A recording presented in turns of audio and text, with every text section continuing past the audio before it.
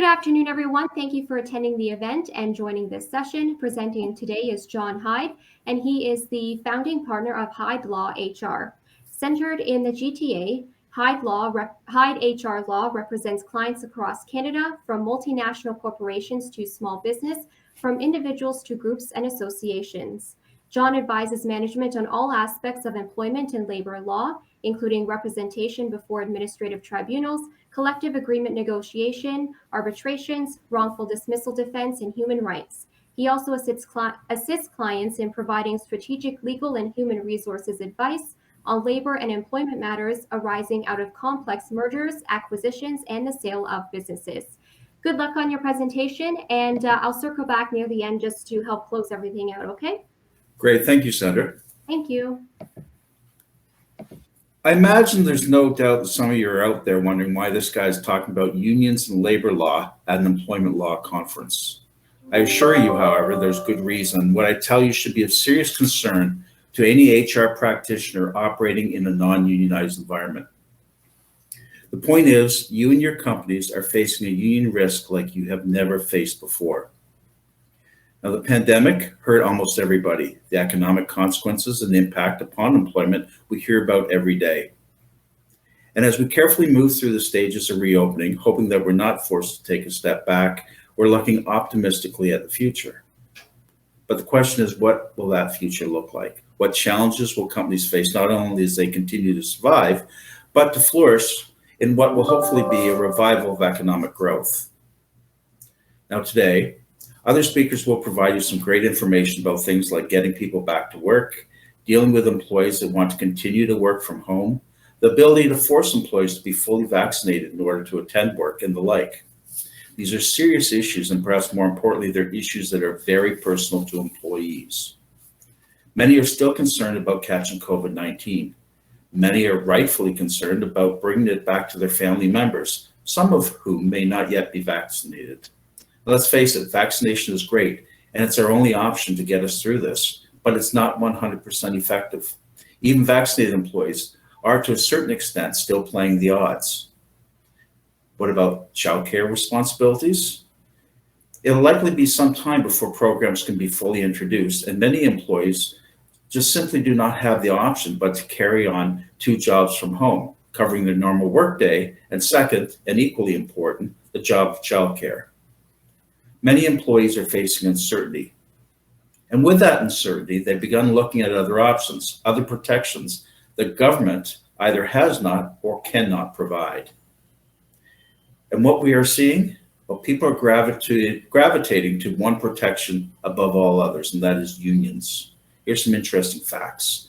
Union representation in Canada's private sector had dropped from 20% in the year 2000 to around 15% in 2020. That decline has now ended. Firstly, the pandemic has caused a surprising rebound for unions. Participation is now higher than it's been in 15 years. Throughout the pandemic, many businesses have been forced to take drastic measures to protect the financial stability of their organizations. Layoffs, terminations, unilateral and substantial changes to terms of employment, substantial reductions to compensation, reduced work weeks, and employees being told to use up their vacation time. That list just continues. And we've all heard about constructive dismissal, the impact of statutory protections on common law entitlements. No doubt you're going to hear more about this today.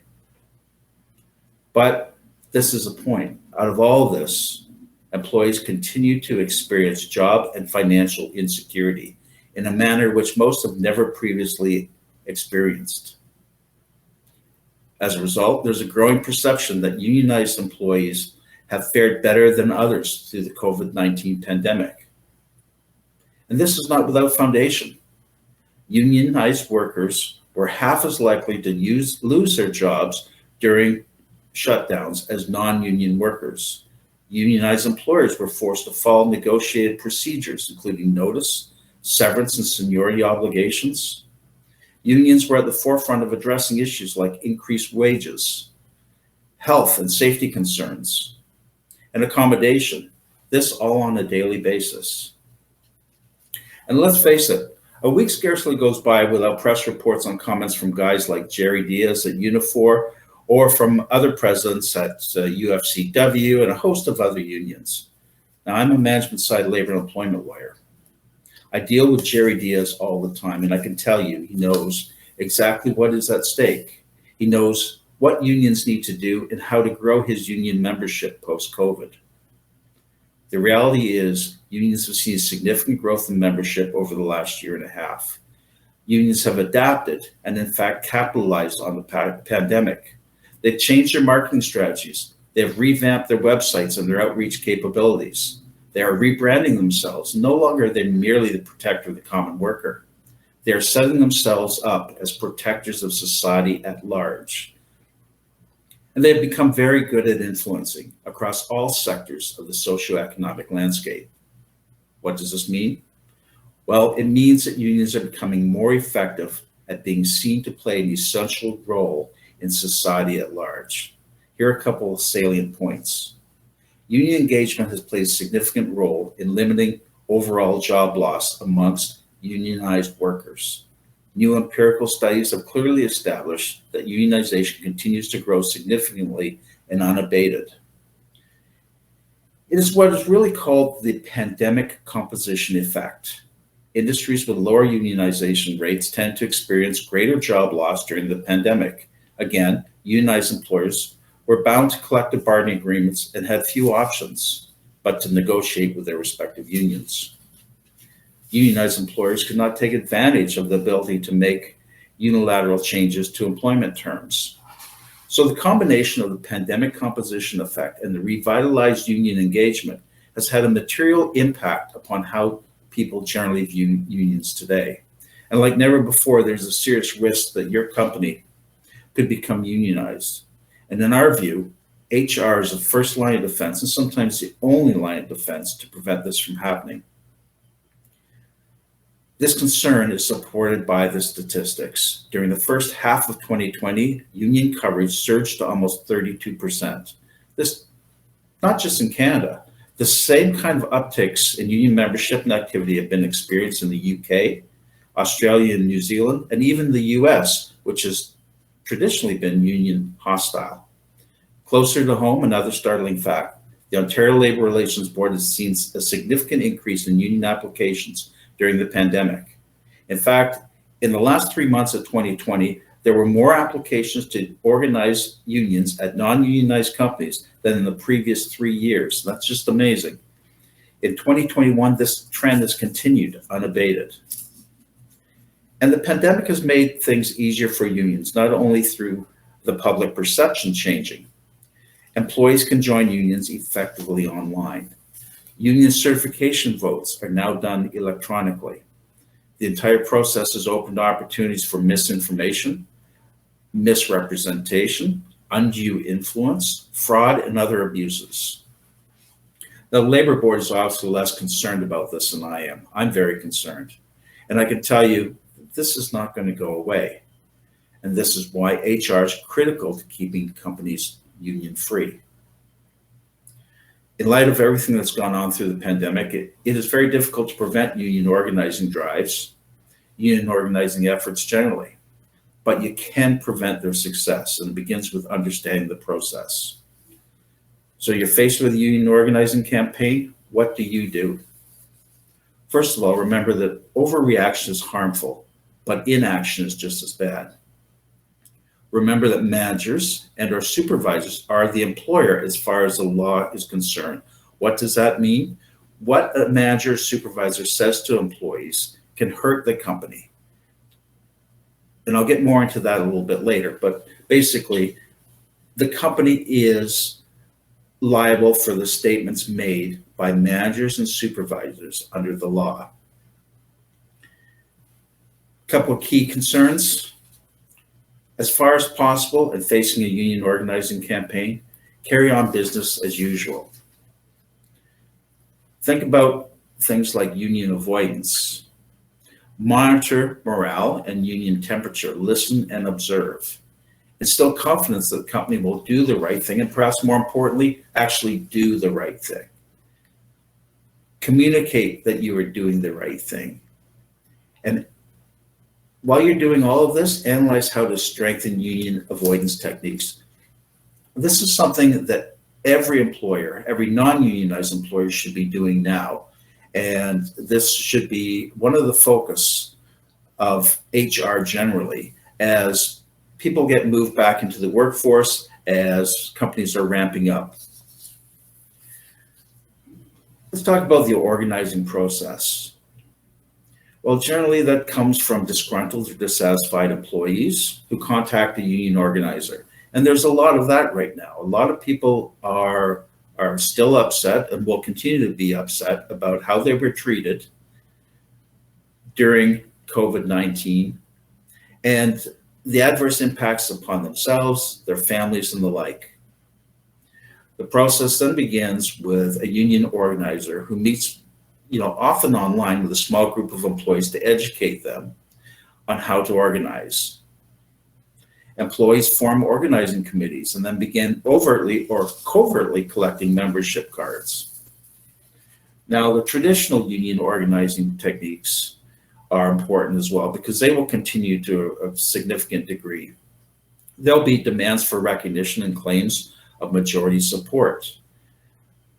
There will be employee visits made by union representatives where possible, taking social distancing into consideration, but also by text and email marketing strategies.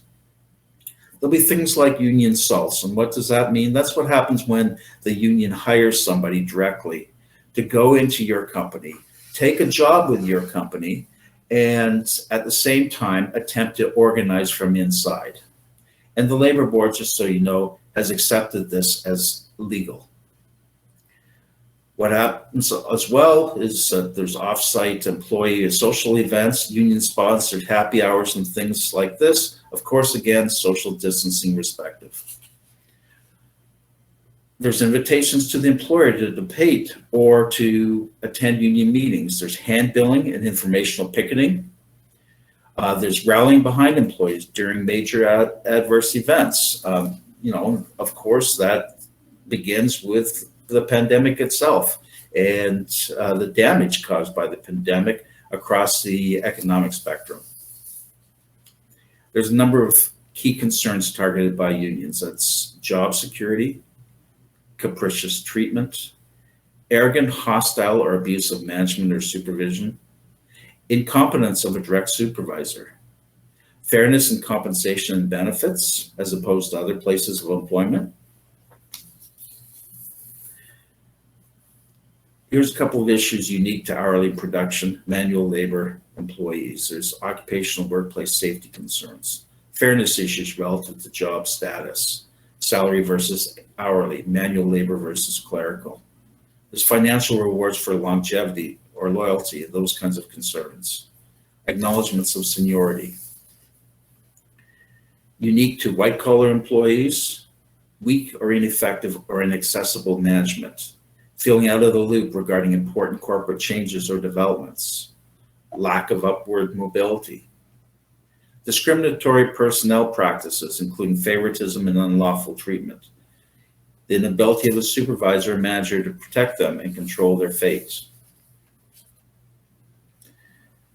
So these are serious concerns that are generally focused upon by unions and in fact targeted.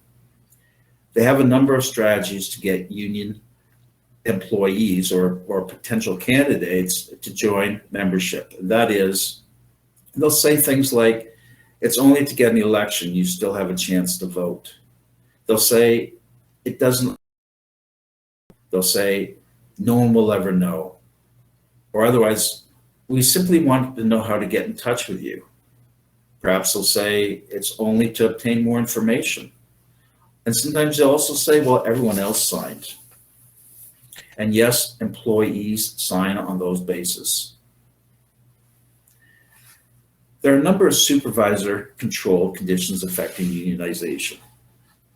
Those are failure to listen and understand before making decisions or responses, failure to respond promptly or at all to questions, problems, or complaints, failure to communicate what employees need to know about the company, its policies, and their jobs.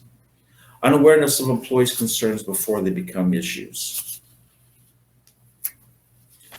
So needless to say, there are all kinds of situations which can adversely impact the workplace environment and attract union organizing campaigns. They can include also lack of security, lack of courtesy and respect, inability to treat employees equally, the inability to motivate employees to work towards a common goal, failure to convey a sense of job security, failure to convince employees that wages and benefits are fair and competitive. Touch upon momentarily supervisors who inspire unionization. Those are the people that are bossy, pushy on an ego trip, make demands instead of requests. It's the you do attitude versus the let's do. Weak or insecure supervisors do not take a stand. Critical of management or company presence of employees.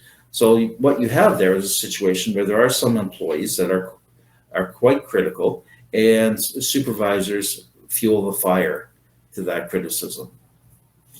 There's those supervisors that are self-serving and dishonest. There's those supervisors that play favorites or exhibit inconsistent application of company policies. People that are habitually profane and disrespectful, negative or unappreciative, or those that fail to acknowledge achievements or give recognition when due. It's the blaming downward scenario. As far as that's concerned, there's also management controlled conditions affecting unionization. That's uncompetitive pay and benefits, poor working conditions, poor frontline supervision, inconsistent application of policies. And sometimes you should remember the problem itself is just merely perception rather than reality. There's other issues too. There's adequate and clean facilities, adequate break and restrooms, adequate safety and security, regular communications regarding the direction of the business. All these things come into bear in a union organizing campaign and impact the success of that campaign itself. And it's really up to HR and final analysis to be the first line of defense. And HR should also look out for, those employees that unions exploit. Sometimes they can be the lazy or non-productive or inefficient employees, the kind that are footloose and fancy-free, no major obligations or commitments. The rebel, the anti-establishment that opposes society, structure, or management. The malingerer, the something-for-nothing attitude. The whiner or complainer. The activist, or even those persons that may be overqualified for their current job position. Here's some early warning signs. There's a noticeable increase in casual employee gatherings, tendency to stop talking when supervisors approach. Employees seem uncommonly busy during breaks, before or after work, during the lunch hour. Discussions of informal employee get-togethers after hours. The nature of employee complaints change and become more noticeably significant or perhaps even less frequent. Complaints, concerns presented by a delegation instead of individual employees. The formation of new cliques with new leaders. Employees began using buzzwords like job security, concerted activity, economic pressure, duty to bargain, and right to representation. Other factors, sudden change in employee attitudes coupled with a reluctance to talk or deal openly with management. Another one is former employees, particularly those that have been discharged, are loitering near the premises. Couple more really. There's can be a person, employee, or perhaps an outsider asking for names and addresses of employees. Unknown individuals appearing at the workplace and meeting with groups of employees, perhaps outside parking lots, on the road. Personal visit, phone call, or letter from union rep. That happens quite often. Union cards, handbills, leaflets scattered around the workplace. Anti-company graffiti is another. There is a whole litany of different things that unions focus upon in organizing campaigns, and it's really important that HR be aware of these and be vigilant, particularly now in what's happening. So there's a number of restrictions on access of union organizers, and this is something that is really important. For example, there's no right of organizers to have access to an employer's property or to personal information about employees. If organizers attempt to access the property, you should ask their name, affiliation, and contact information, and inform them of a non-solicitation policy. This is the thing with regard to card signing. If the union is successful in signing up at least 40% of the individuals in the bargaining unit proposed by the union on that date, the certification application will be considered by the board, and the Ontario Labour Relations Board will direct a certification vote. And I'm just going to deal with Ontario here because different provinces, of course, have different rules and of course, different thresholds required. So what happens is the union files some membership evidence and the description of the proposed bargaining unit. The employer must be notified of the application day on the day it's actually filed. And this is an important point. In Ontario, the employer has only 2 days to dispute the union's proposed bargaining unit. It's a strict deadline, which will almost never, and I really mean almost never, be something that you can overturn. Then usually within 5 business days after the day in which the certification application is filed, then at that point, there will be a representation vote. And as I mentioned, now it's electronic. It's really easy for unions. With a representation vote, a union must gain more than 50% of the votes cast in order to be certified by the Labor Board. If the union loses a vote or withdraws their application prior to the vote, then it's prohibited from reapplying for a period of 1 year, at least in Ontario. So this is really important.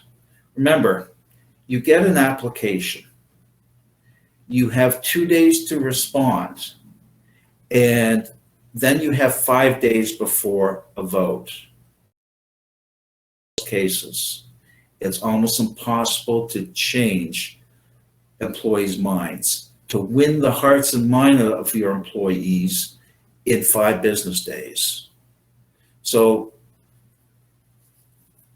keeping union free is about having a policy, having a procedure in place, a constant focus, a constant diligence, a constant due diligence to ensure that you're keeping on top of the workplace environment.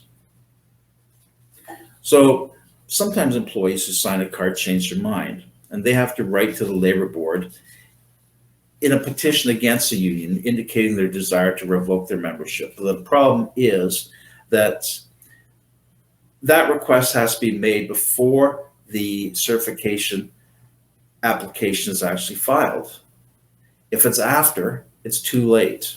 And the labor boards will always be suspicious of employer involvement in any petition, any changing of the minds of employees. So you're going to want to respond to any union organizing campaign. And of course, that's critical under the circumstances.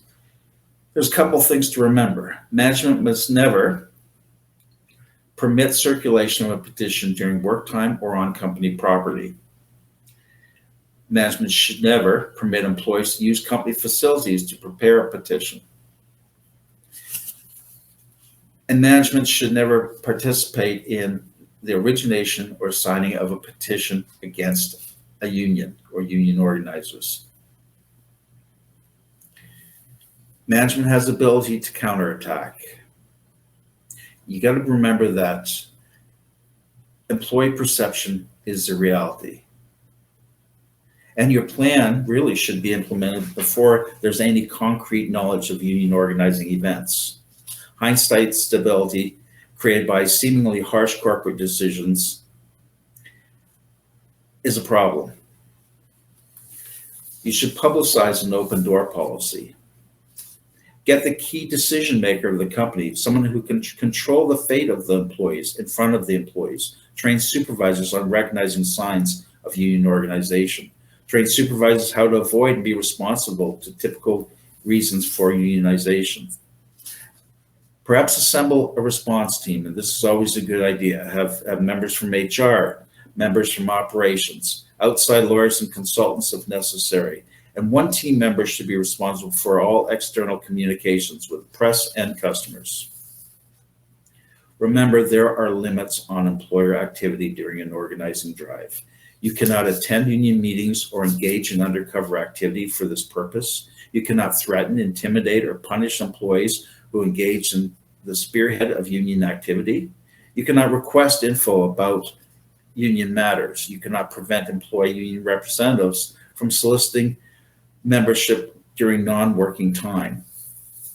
And remember, as I mentioned earlier, quite often unions have people who are already in your workforce, who have been hired as what I call salts to start the process, the organizing process, changing people's minds about unions and getting the kind of support necessary.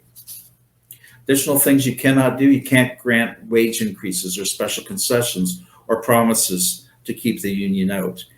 You can't question a prospective employee about affiliation with labor organization. You can't threaten to close up, move, or curtail operations. You can't engage in discriminatory practices, work assignments, overtime, promotions, and the like. You also can't discipline union advocates more severely than others. You can't deviate from known company policies, and you can't focus upon eliminating a union supporter or treating that union supporter any differently. You can't suggest or state that unionization will force a company to lay off employees or shut down. And you can't make statements to the effect that you will refuse to deal with any union. There are so many can'ts here that employers are well advised to be very careful in dealing with any kind of organizing campaign. But that said, there's things that employers can do. First of all, you can keep non-employee organizers off the premises. You can reply to the union complaints. You can adjust yourself in a manner such that you have a response to issues as they arise, and you can respond to misrepresentative union statements. You can remind employees about the benefits they currently enjoy. You can inform employees that a signed card does not mean they must vote for the union, except, of course, in a card-based jurisdiction, for example, such in matters involving construction industry, which is a little bit different. If you are a construction employer, there are different rules and different limitations because it's an entirely different regime under the Labor Relations Act. You can also inform employees of disadvantage of utilization, such as strikes, picketing, dues, and fines. You can inform employees about prior experience with the unions. There's a whole host of things that you can do and say, but they have to be within parameters. And those parameters have to be focused upon, number one, telling the truth. Number two, not appearing or not implying that there would be any adverse consequence from joining a union related to a person's pay, their terms of employment, and the like. The bottom line is you can't use undue influence. So it's about messaging. It's about talking to people. It's about holding meetings, but preferably not closed door meetings if you haven't done so in the past. And it's about getting management's position out. And it should be about written communications. That's very important. So the whole focus has to be part of a larger plan, and a plan that if people out there don't have in place now, they should start considering it, because as I mentioned before, there are major changes afoot. Unions are on the move and they're being successful. And as part of any good, sound HR process, it should be about planning now for what could happen later. And it's really about union avoidance in a legal way, in a way that is defensible, should the matter ever be addressed at the Labor Relations Board. And just quite briefly, at the Labor Relations Board, if you are accused of a wrongdoing, bad faith wrongdoing with respect to union organizing drive, then first of all, the employer is guilty unless the employer can prove otherwise. It's a reverse onus. That's number one. Number two, that if it is an act which the labor board considers has chilled the opportunity for a union to seek and secure representation, that chilling effect can result in an automatic or penalty certification under the Ontario Labor Relations Act. We've seen many times employers get caught up simply by what a particular supervisor has said, a campaign, or what an owner has said about unions, and saying things like, we'll close down. Can't say it. So in the end, it's really about having a good plan, good support, whether through HR, through the support of your HR lawyers and consultants. So in a nutshell, those are the things to be aware of, and they're coming, and they are gunning for you. They're gunning for your companies, and expect that we're going to see a very lively time at the Labor Board over the next year or two as all of this moves through the process. Thank you.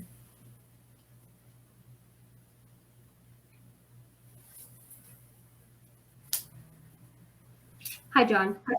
Hi. Hi, thank you for your presentation. I was going to say, do you mind maybe putting your LinkedIn or an email, just if people want to connect with you after the event, if you want to put it in the chat at all? Sure, absolutely. Do you see? I think it shows up. Are we live right now, or? Yes, we're still live. Yeah. Okay. Yeah, we're at the 3 o'clock mark, so I know people will probably be trickling into the other presentations, but just Okay, before they leave, if you want to put your contact info in there. Okay. And you said for the chat, you wished what? If you want to, it doesn't matter. You can put your LinkedIn, or if you want to put your email, just whatever. My email would probably be best. Okay, yeah. So if you want to put your email, just so people can copy that down. Okay. Well, I'll note it verbally first, and it's jhyde@hydehrlaw.com, and Hyde is spelled HYDE. Once again, jhyde@hydehrlaw.com.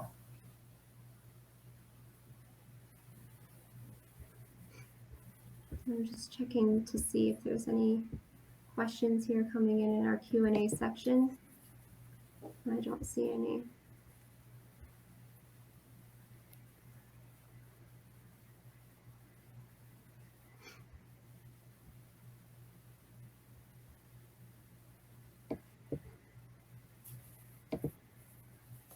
Well, people can certainly contact me later as well. Yes. Did you put it in the chat there, or I didn't see it come up, so I'm just asking. You said it was John. J Hyde. J Hyde. And that's HYDE at HydeHRlaw.com.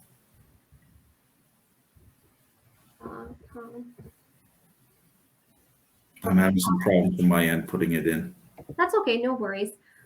Yeah, so we do have the next set of presentations starting at 3 o'clock, and we do have a panel at 3:30. John, thank you again for presenting today. My pleasure. I know you've presented at many of our other events before, and we always appreciate it. So thank you again. My pleasure indeed. Have a great day. Yep, you as well. Thank you. Thank you. Bye now.